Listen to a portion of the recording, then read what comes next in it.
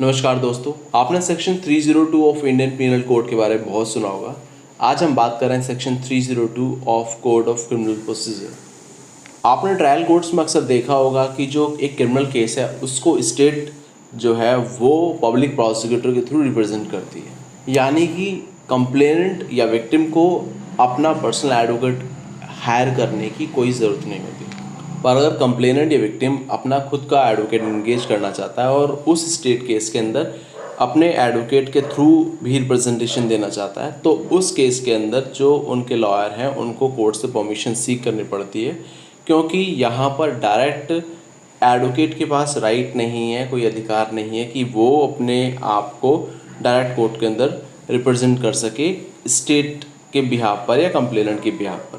तो इस केस में या कोर्ट से परमिशन लेनी होती है। कोर्ट की डिस्क्रिशनरी पावर है, वो खुद ब खुद उस रिक्वेस्ट को अलाउ कर सकती है या फिर आपको कोर्ट सजेस्ट करती है कि आप सेक्शन 302 CRPC के अंदर एक एप्लीकेशन फ़ाइल करें, और 302 CRPC के अंदर एप्लीकेशन फ़ाइल करने पर आप परमिशन सीख करते हैं कोर्ट से कि आप जो है पब्लिक प्रोसिक्यूटर को असिस्ट करना चाहते हैं। ध्यान रखिए, यहाँ वर्ड जो है वो असिस्ट है। इस सेक्शन 302 CRPC की पावर को एक और जगह एक्सरसाइज किया जाता है, आइए उसको समझते हैं। देखिए, सिविल केसेस में तो हमें पता है कि प्लेंटिफ की अगर डेथ हो जाती है तो लीगल रिप्रेजेंटेटिव के थ्रू केस को आगे चलाया जाता है। पर सवाल आज यहाँ पर ये है कि एक प्राइवेट कंप्लेंट पर कंप्लेनेंट की मृत्यु होने पर क्या केस खत्म हो जाएगा या कंप्लेनेंट के सक्सेसर्स के थ्रू उस प्राइवेट कंप्लेंट को आगे प्रोसीड किया जा सकता है। मैं आपके सामने एक फैक्चुअल सिचुएशन रखता हूँ, और फैक्चुअल सिचुएशन ये है कि एक प्राइवेट कंप्लेनेंट है section 420, 467, 468, 471, 120B, 201 and 34 Indian Penal Code के अंदर एक कंप्लेंट दर्ज कराई। मजिस्ट्रेट ने यह कहकर कंप्लेंट खारिज कर दी कि कोई भी प्राइमा फेसाई केस जो है वो नहीं बनता है। कंप्लेनेंट ने सेशंस कोर्ट में क्रिमिनल डिवीजन फाइल करी और क्रिमिनल डिवीजन भी डिसमिस हो गई।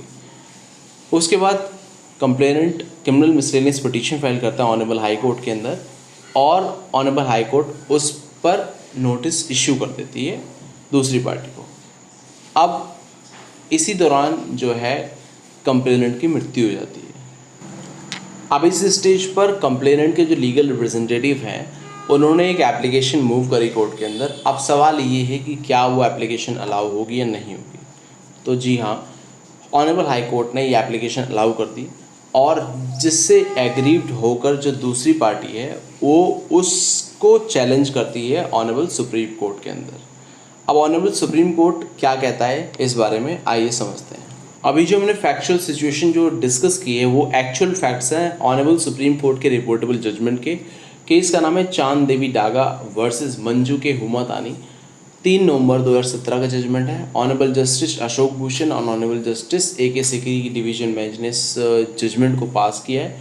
क्रिमिनल अपील नंबर है 1860/2017। ऑनरेबल सुप्रीम कोर्ट ने अपीलेंट के अपील को खारिज करते हुए यही कहा है कि जो ऑनरेबल हाई कोर्ट ने कंप्लेनेंट्स के लीगल हायर को क्रिमिनल मिसलेनियस पिटीशन को प्रोसिक्यूट करने के लिए जो परमिशन दी है वो लीगली परमिसेबल है, वैलिड है सेक्शन 302 CRPC के अंदर। आइए देखते हैं section 302 of Code of Criminal Procedure क्या कहता है। Permission to conduct prosecution, subsection 1, any magistrate inquiring into or trying a case may permit the prosecution to be conducted by any person other than a police officer below the rank of inspector, but no person other than the advocate general or government advocate or a public prosecutor or assistant public prosecutor shall be entitled to do so without such permission, provided that no police officer shall be permitted to conduct the prosecution if he has taken part in the investigation into the offence with respect to which the accused is being prosecuted. Subsection 2, any person conducting the prosecution may do so personally or by a pleader. तो दोस्तों, honourable Supreme court के इस reportable judgement का final conclusion ये है कि अगर किसी प्राइवेट कंप्लेनेंट की मृत्यु अगर किसी केस के दौरान हो जाती है तो उसके लीगल जो हायर्स हैं उस केस को आगे प्रोसीड कर सकते हैं। धन्यवाद।